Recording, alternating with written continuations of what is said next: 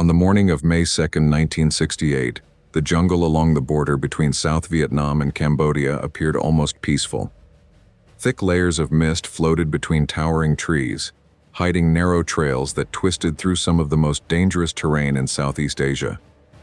Tropical birds echoed in the distance, while the first rays of sunlight struggled to break through the dense canopy overhead.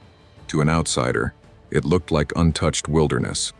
To the soldiers operating there, it was a deadly maze where death could come from any direction without warning. Hidden somewhere beneath those endless green leaves, hundreds of North Vietnamese army soldiers waited patiently. They had spent years mastering jungle warfare. Every trail had been studied. Every likely landing zone had been observed. They understood the terrain so completely that entire battalions could disappear beneath the trees without leaving the slightest trace. They knew American helicopters would eventually arrive. They simply didn't know exactly when. That same morning, less than 50 miles away, another man was beginning what appeared to be an ordinary day. His name was Roy Benavidez. He was not scheduled to participate in combat operations. He had already completed his assignment. His job that morning involved routine duties far away from the deadly fighting unfolding near Cambodia.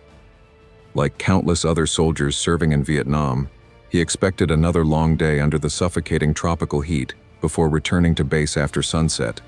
Nothing suggested that within hours he would willingly throw himself into one of the most extraordinary rescue missions in American military history.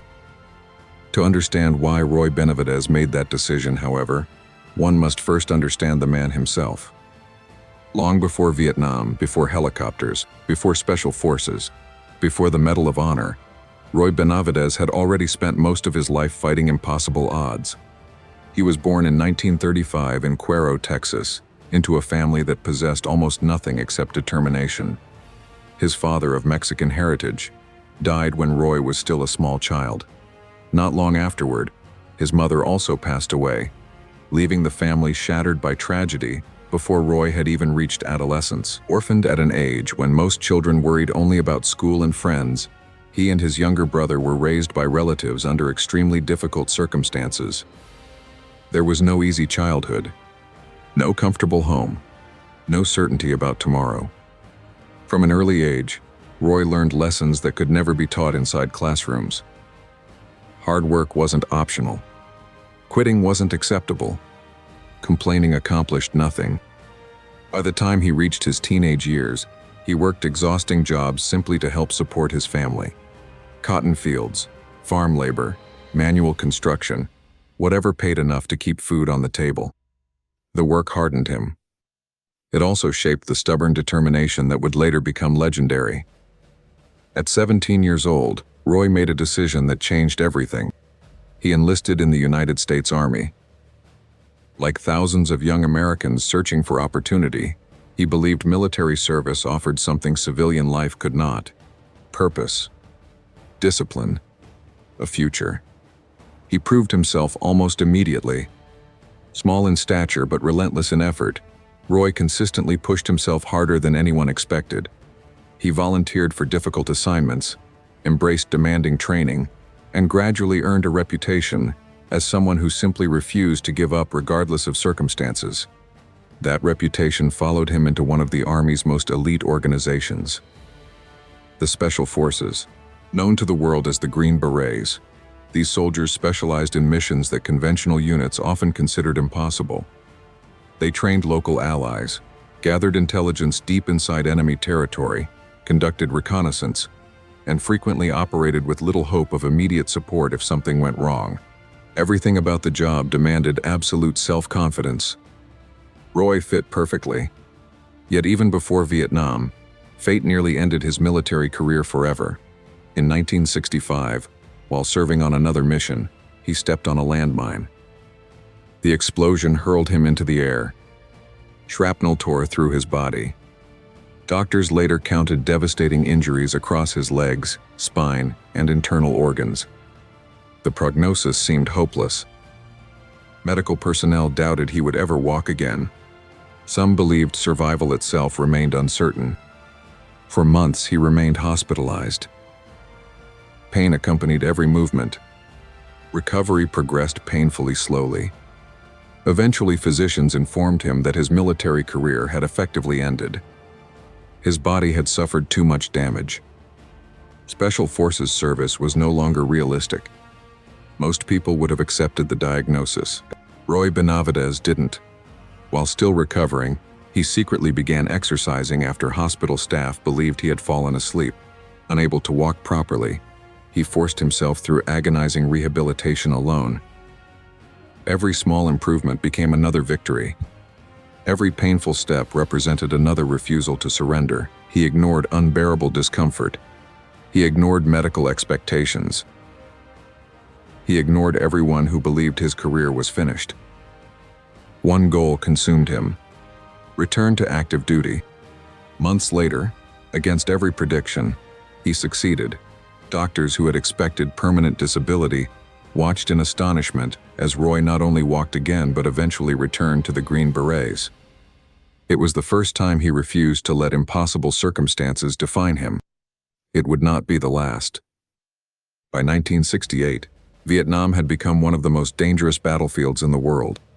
The Tet Offensive earlier that year had demonstrated that North Vietnamese and Viet Cong forces possessed far greater strength than many American commanders had expected. Fighting intensified across South Vietnam as Special Forces teams pushed deeper into enemy-controlled territory, searching for troop movements, supply routes, and hidden bases. Among the most hazardous missions were long-range reconnaissance patrols. Usually consisting of only a handful of men, these teams crossed deep into hostile territory, carrying little more than rifles, radios, and enough supplies to survive several days if everything went according to plan. Unfortunately, things rarely went according to plan. On the morning of May 2, a 12-man reconnaissance team composed of American Green Berets and indigenous Montagnard soldiers boarded helicopters for exactly such a mission. Their objective appeared straightforward: insert quietly, observe enemy activity, avoid detection, return with intelligence.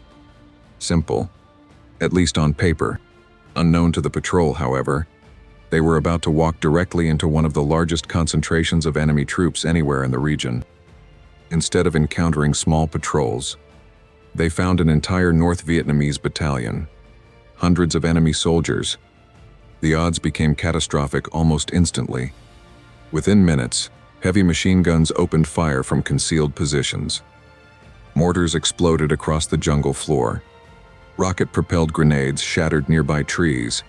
Radio operators desperately called for help while team members struggled simply to survive the opening ambush. Every direction seemed occupied by enemy troops. Escape routes disappeared almost immediately. The reconnaissance mission had become a desperate fight for survival. Back at the forward operating base, radio traffic suddenly exploded into frantic urgency. The reconnaissance team wasn't merely requesting extraction. They were being overrun. Pilots preparing rescue helicopters immediately understood the danger. Landing inside an active ambush involving hundreds of enemy soldiers bordered on suicide. Several aircraft attempted to approach. Each encountered devastating enemy fire. Crew chiefs watched bullets rip through rotor blades, while tracers filled the air around their helicopters. Some pilots barely escaped. Others concluded landing would be impossible. The trapped reconnaissance team continued transmitting increasingly desperate messages. Men were wounded. Ammunition was running low. Enemy forces kept closing the distance. Unless something changed immediately, no one would survive. Roy Benavidez heard every transmission. He wasn't assigned to the mission. No one ordered him to respond. He wasn't even carrying his normal combat equipment. Still recovering from previous injuries, he understood exactly what those radio calls meant. He knew the voices. Many belonged to fellow Green Berets, friends. Without waiting for permission, Roy sprinted toward the nearest rescue helicopter. Someone shouted that he had no weapon. Roy kept running. Another soldier pointed out that he wasn't wearing body armor. He didn't slow down. As the helicopter prepared for takeoff, Roy climbed aboard carrying little more than a medical bag and a combat knife. No rifle. No helmet. No realistic expectation of survival. The helicopter lifted into the humid Vietnamese sky. As it raced toward the desperate reconnaissance team, everyone aboard understood one terrifying reality. They weren't flying into a battle. They were flying into a massacre. And before the day ended, Roy Benavidez would face odds that no human being should ever have been expected to survive. The rescue helicopter never had a chance to make a proper landing. As it approached the smoke-covered clearing where the reconnaissance team had been trapped, the jungle below suddenly erupted with gunfire. Hundreds of North Vietnamese soldiers hidden beneath the dense canopy opened fire simultaneously. Machine gun tracers ripped through the air from multiple directions, forcing the pilots to weave violently to avoid being shot down. Bullets slammed into the helicopter's fuselage with terrifying force, punching holes through the thin metal skin as warning lights flashed across the cockpit. The crew chief leaned out the open door, desperately searching for the reconnaissance team. At first, he couldn't even see them. The jungle floor had become a nightmare of shattered trees, burning vegetation, exploding grenades, and wounded soldiers desperately trying to crawl toward what little cover remained. Smoke from artillery strikes mixed with dust and humidity, reducing visibility to only a few yards. Somewhere beneath that chaos, 12 men were fighting against an enemy force nearly 100 times their size. The pilot shouted over the intercom, "We can't stay here." Every second spent hovering increased the likelihood that the helicopter itself would be destroyed. Roy Benavidez looked through the open doorway. He saw enough. Without hesitation, he jumped. The helicopter never actually landed. Roy simply leaped from the hovering aircraft into the middle of the firefight. The impact knocked him hard against the jungle floor. Before he had even regained his balance, bullets were already slicing through the trees around him. The helicopter immediately pulled away, unable to remain over the landing zone any longer. Suddenly, Roy Benavidez stood completely alone. No rifle, no body armor, no heavy weapon. Surrounded by hundreds of enemy soldiers, only a medical bag, a knife, and his determination. Almost immediately, he located the first wounded member of the reconnaissance patrol. The soldier had suffered multiple gunshot wounds and could barely remain conscious. Ignoring the bullets striking nearby, Roy dropped to his knees, applied emergency dressings, injected morphine, and began dragging the man toward what little cover existed behind a fallen tree. Before reaching safety, another desperate voice echoed through the jungle. "Medic!" Without stopping to catch his breath, Roy changed direction. Everywhere he looked, someone needed help. One Green Beret had been hit in both legs. Another suffered severe shrapnel wounds from a mortar explosion. A Montagnard scout lay unconscious beside a destroyed radio. There was no time to think, only movement. Bullets cracked overhead with frightening precision. Branches exploded into clouds of splinters. Enemy soldiers continued closing the distance. Roy sprinted from casualty to casualty, stabilizing wounds just long enough to keep each man alive before moving to the next. Within minutes, his own uniform became soaked with blood. Most of it belonged to other men. Then fate struck. A rifle bullet slammed into Roy's thigh. The impact nearly threw him to the ground. For a brief instant, searing pain shot through his entire body. Most soldiers would have stopped. Roy barely acknowledged it. Wrapping a field dressing around his own leg as quickly as possible, he continued crawling toward another wounded teammate. The firefight intensified. American aircraft arrived overhead, dropping bombs and firing rockets dangerously close to the trapped patrol in an attempt to slow the advancing North Vietnamese.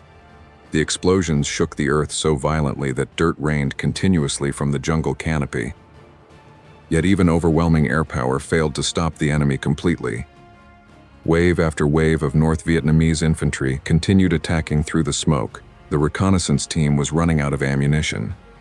Radio communications became increasingly chaotic. Several radios had already been destroyed. Others no longer functioned because their operators had been killed. Realizing the patrol risked losing all contact with friendly forces, Roy crawled toward one damaged radio lying beside a wounded operator. Working under constant fire, He repaired enough of the equipment to re-establish communication with the helicopters circling overhead. Now at least someone knew they were still alive. But surviving long enough for rescue remained another matter entirely. The hours that followed became almost impossible to comprehend. Again and again, Roy crossed open ground under direct enemy fire to retrieve wounded men. Sometimes he carried them over his shoulders. Sometimes he dragged them by their equipment. Sometimes he simply pulled them inch by inch through thick jungle mud while bullets struck all around him. Every rescue seemed certain to be his last. Then another bullet found him. This one tore into his abdomen. The force knocked the air from his lungs. He collapsed beside a wounded Green Beret, struggling momentarily to breathe. Blood spread rapidly across his uniform. Even so, he refused evacuation. Instead, he treated the other soldier first. Witnesses later struggled to describe what they had seen. Several remembered Roy moving almost continuously across the battlefield, despite suffering multiple wounds himself. Whenever someone shouted for help, he appeared. Whenever another man fell, Roy somehow reached him. The battlefield had become so chaotic that many soldiers lost all sense of time. Minutes felt like hours. Hours felt like days. At one point, the North Vietnamese launched another massive assault, attempting to overrun the small defensive perimeter completely. Grenades exploded among the Americans. Machine gun fire swept across fallen logs. The remaining members of the reconnaissance team fought desperately with whatever ammunition remained. Roy finally acquired an abandoned rifle from one of the wounded. Until then, he had spent much of the battle carrying only his knife. Now, for the first time that day, he could return fire while continuing his rescue efforts. He fought exactly as he had treated casualties, calmly, methodically, without panic. The helicopter pilots overhead continued searching desperately for another opportunity to extract the team. Twice they approached. Twice devastating enemy fire forced them away. Each failed attempt crushed morale a little further. The men on the ground began wondering whether rescue would ever come. Roy refused to consider that possibility. Instead, he organized the remaining survivors as best he could. He redistributed ammunition, collected classified documents that could not be allowed to fall into enemy hands, recovered sensitive communications equipment, checked every wounded man again. Then another explosion threw him violently to the ground. A grenade detonated only feet away. Shrapnel ripped through his body. Fragments struck his face, his arms, his back, his legs. The blast left him bleeding from wounds almost everywhere. His body had now absorbed injuries that should have ended any ordinary soldier's ability to fight. Yet somehow, he stood again. One surviving Green Beret later admitted that he became convinced Roy simply could not be killed. The impossible seemed to follow him. As afternoon slowly faded toward evening, the helicopters finally received another chance. Continuous American airstrikes had temporarily disrupted enemy attacks long enough for one rescue aircraft to risk entering the landing zone. It wasn't much of an opportunity, perhaps 30 seconds. Maybe less. The helicopter descended through clouds of smoke, while enemy bullets immediately began striking its fuselage. The crew chief screamed for everyone to move. Chaos erupted. The wounded had to be loaded first. Roy ignored his own injuries completely. Instead of climbing aboard, he lifted wounded teammates into the helicopter one after another. One man, then another, then another. Several were unconscious. Others could barely move. Roy physically pushed them toward safety. Only after every surviving member of the patrol had boarded did he attempt to climb inside himself. Before reaching the helicopter, a final burst of enemy fire struck him again. Another bullet tore into his body. He collapsed beneath the aircraft. Crew members immediately jumped down despite the continuing gunfire. Together they dragged Roy aboard only moments before the helicopter lifted away from the battlefield. Inside the aircraft, silence slowly replaced the chaos. Everyone stared. Roy Benavidez no longer resembled the healthy soldier who had boarded the helicopter earlier that morning. His body had become almost entirely covered in blood. Doctors would later count dozens of separate wounds. Gunshot wounds, shrapnel wounds, bayonet injuries suffered during hand-to-hand fighting, bruises, broken bones, cuts, burns. The exact number hardly mattered anymore. What mattered was something almost impossible to believe. He was still alive. Barely. The helicopter raced toward the nearest field hospital. Behind them, the jungle disappeared beneath the setting sun. The battle was over. For Roy Benavidez, a completely different fight was about to begin. The helicopter touched down at the field hospital just as the last light of day disappeared behind the Vietnamese jungle. Even before the rotors had completely stopped turning, doctors, nurses, and corpsmen rushed toward the aircraft carrying stretchers and emergency equipment. They had spent months receiving casualties from some of the fiercest fighting of the Vietnam War, and very little still managed to shock them. That evening was different. As the wounded Green Berets were carefully unloaded one by one, nearly everyone repeated the same sentence. "Take care of Roy first." The medics turned toward the final man lying inside the helicopter. For a brief moment, no one moved. His uniform had almost completely disappeared beneath layers of blood and mud. His face was swollen beyond recognition, covered in cuts, dirt, and dried blood. Pieces of torn fabric clung to wounds scattered across nearly every part of his body. One arm hung unnaturally at his side. His breathing was almost impossible to detect. The doctors immediately began checking for signs of life. They found almost none. His pulse was so weak that several members of the medical staff couldn't detect it at all. His skin had already begun losing warmth. His breathing came in barely noticeable gasps separated by frighteningly long pauses. Someone quietly shook his head. Another doctor looked at the others and spoke the words no soldier ever wanted to hear. "He's gone." There was no celebration. No dramatic announcement. Just exhausted silence.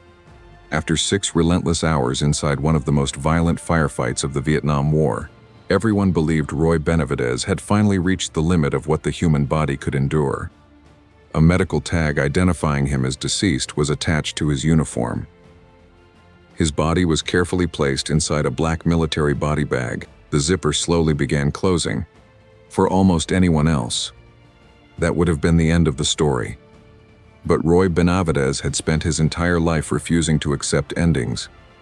Inside the body bag, he remained conscious. Barely. Every breath felt as though broken glass filled his lungs. He couldn't speak. He couldn't lift his arms. He couldn't even open his eyes completely. His entire body seemed unwilling to respond. Then he heard something. The unmistakable sound of the zipper moving upward. Instinct took over. Summoning every remaining ounce of strength hidden somewhere inside his shattered body, Roy slowly lifted one hand. Not very far. Only a few inches. His fingers searched desperately through the darkness. Finally, he felt something. A nearby medic leaned closer, preparing to finish closing the bag. Roy used his final reserve of strength. He spit. The tiny movement landed directly on the startled medic's face. The corpsman froze. For one impossible second, neither man moved. Then realization struck. He's alive. The room exploded into motion. Doctors rushed back toward the stretcher. The body bag was torn completely open. Someone shouted for plasma. Another called for emergency surgery. Within seconds, the man officially declared dead had become the hospital's highest priority. One physician later admitted that if Roy had possessed even slightly less strength, he would almost certainly have been zipped inside the bag forever. That tiny movement, one desperate spit, saved his life. The hours that followed became another battle entirely. Surgeons worked continuously to stop internal bleeding, remove shrapnel, stabilize broken bones, and repair injuries that seemed almost impossible to count. Later examinations revealed an astonishing list of wounds: multiple gunshot wounds, dozens of pieces of shrapnel, bayonet injuries received during hand-to-hand combat, a collapsed lung, broken ribs, severe damage to his jaw, deep lacerations covering much of his body. Doctors eventually counted more than 40 separate wounds. Some accounts placed the number even higher. No one could fully explain how he had remained conscious long enough to continue rescuing other soldiers. One surgeon reportedly remarked that medically, he should never have survived the battlefield. Yet somehow, he had. Recovery proved every bit as difficult as the battle itself. For weeks, Roy drifted in and out of consciousness. Every movement produced unbearable pain. Simple tasks like sitting upright required enormous effort. Walking seemed almost unimaginable once again. It wasn't the first time doctors believed he would never recover. It wasn't the first time they underestimated him. As rehabilitation slowly began, many of the nurses noticed something unusual. Roy rarely spoke about his own injuries. Instead, he constantly asked about the reconnaissance team. Did everyone make it? Were they all evacuated? Who survived? Only after learning that the majority of the patrol had escaped because of the rescue did he finally seem able to rest. That answer mattered more to him than any medal ever could. Months later, after returning to the United States, military investigators interviewed the surviving members of the reconnaissance team to understand exactly what had happened that day. One by one, their testimonies painted an almost unbelievable picture. They described Roy repeatedly exposing himself to enemy fire to rescue wounded soldiers. They described him organizing defenses despite suffering multiple gunshot wounds. They described him repairing radios while bullets struck the ground around him. They described him carrying classified documents so they wouldn't fall into enemy hands. They described him refusing evacuation until every other survivor had boarded the helicopter. Several witnesses openly admitted they believed the entire team would have died had Roy not arrived. The Army agreed. His commanders quickly recommended him for the nation's highest military decoration. Yet history had one final obstacle waiting. During the confusion of the battle, many official records had been lost or remained incomplete. The original recommendation for the Medal of Honor failed to move forward because strict documentation requirements could not be fully satisfied. Instead, Roy received the Distinguished Service Cross, America's second highest award for valor. Most people considered the matter settled. Roy certainly did. He never campaigned for recognition, never complained, never insisted he deserved more. As far as he was concerned, the men had survived. That was enough. Years passed. America changed. The Vietnam War ended. Veterans slowly returned home carrying memories many preferred never to discuss. Roy eventually retired from the Army after more than 2 decades of service. He dedicated much of his life to helping fellow veterans and speaking with young people about perseverance, courage, and responsibility. Whenever audiences asked about heroism, his answer remained remarkably humble. Heroes, he insisted, were the men who never returned. He simply did what the situation demanded. The story might have ended there. But sometimes, history receives a second chance. Years after the war, surviving members of the reconnaissance team continued insisting that Roy's actions deserved the Medal of Honor. Additional witness statements surfaced. Missing documentation was recovered. Military historians carefully reconstructed the events of May 2, 1968, almost minute by minute. The evidence became overwhelming. Finally, on February 24, 1981, nearly 13 years after the battle, President Ronald Reagan placed the Medal of Honor around Roy Benavidez's neck during a ceremony at the White House. Standing before veterans, military leaders, and members of his family, Reagan summed up the extraordinary story with words that captured the imagination of an entire nation. If the story of his heroism were a movie script, the president remarked, You would not believe it. Millions of Americans agreed. It sounded too incredible to be true. A soldier who voluntarily boarded a rescue helicopter without orders, who jumped into an ambush against hundreds of enemy troops, who fought for 6 hours despite suffering wound after wound, who rescued nearly an entire reconnaissance team, who was declared dead, who woke up inside a body bag. It felt less like history and more like legend. Yet every major detail had been confirmed by the men who survived because of him. Roy never sought fame after receiving the Medal of Honor. Instead, he continued visiting schools, military bases, and veterans organizations, reminding younger generations that courage rarely appears the way Hollywood imagines. Sometimes courage is simply refusing to quit, refusing to abandon your friends, refusing to surrender to pain, refusing to accept that impossible means impossible. Roy Benavidez passed away on November 29, 1998, but his legacy never truly left the Army. Today, new generations of Green Berets still study his actions during leadership training. Combat medics discuss the incredible determination that kept him moving despite catastrophic injuries. Military historians continue ranking his rescue mission among the greatest individual acts of heroism in American history. His story also carries a lesson that reaches far beyond war. Most people face moments when life tells them they have reached their limit. Doctors said Roy would never walk again after stepping on a landmine. He returned to Special Forces. Enemy soldiers shot him again and again. He kept rescuing others. Doctors believed he was dead. He refused to stay that way. Again and again, every chapter of his life followed the same pattern. The world declared the fight over. Roy Benavidez disagreed. The jungles of Vietnam have long since grown quiet. The helicopter landing zones have disappeared beneath thick vegetation. The echoes of gunfire faded decades ago. But somewhere in military history, one image remains impossible to forget.